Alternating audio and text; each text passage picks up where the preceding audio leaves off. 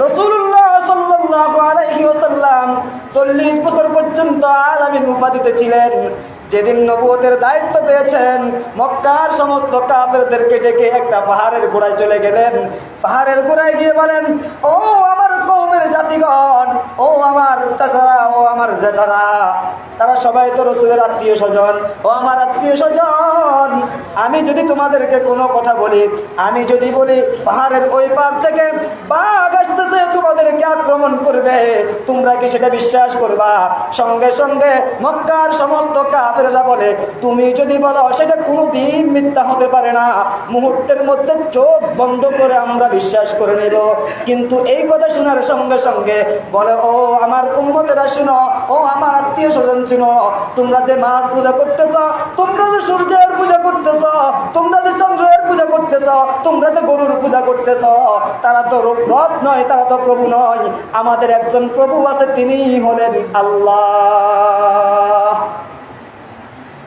সঙ্গে সঙ্গে কেউ আছে যারা রাসূলকে বিশ্বাস করেছেন,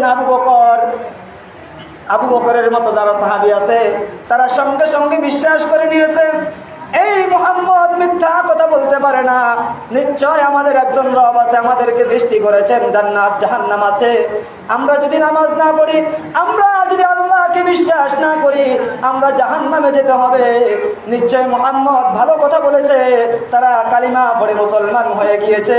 পক্ষান্তরে কিছু মানুষ আছে এমনকি যারা রাসূলের মিলাদের মধ্যে রাসূলের জন্মের কথা শুনে এইভাবে তারা গোলাম আজাদ করে দিয়েছেন, তাদের বান্দীগুলোকে বলেছে তোমাদেরকে আজাদ করে দেওয়া হয়েছে। আবু লাহাব, রাসূলের চাচা আবু লাহাব বলছে, যখন সুসংবাদ দিয়েছে, এক বান্দি গিয়ে বলে, তোমার তো ভাতিজা হয়েছে, মুহাম্মদ দুনিয়াতে এসেছে।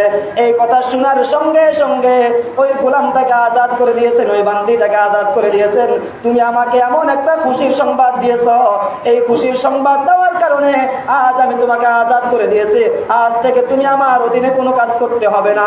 ওই আবু লাহাব পর্যন্ত মুহূর্তের ভিতরে বলে তুমি ধ্বংস হয়ে যাও। সঙ্গে সঙ্গে আল্লাহ তাআলা কুরআনুল কারীমের মধ্যে আয়াত নাযিল করে দিয়েছেন, তাব্বাত ইয়াদা আবি লাহাবিন ওয়া তাব মা আগনা আনহু মালুহু ওয়া মা কাসাব সায়াসলা নারান যাতা লাহাব আমরাতুহু হাম্মালাতাল হাতাব ফি জিদিহা হাবলুম মিন মাসাদ। ও মুহাম্মদ, ধ্বংস আপনি হবেন না, যিনি আপনাকে ধ্বংসের জন্য দোয়া করেছে ওই আবু লাহাবের 2 হাত ধ্বংস হয়ে যাবে।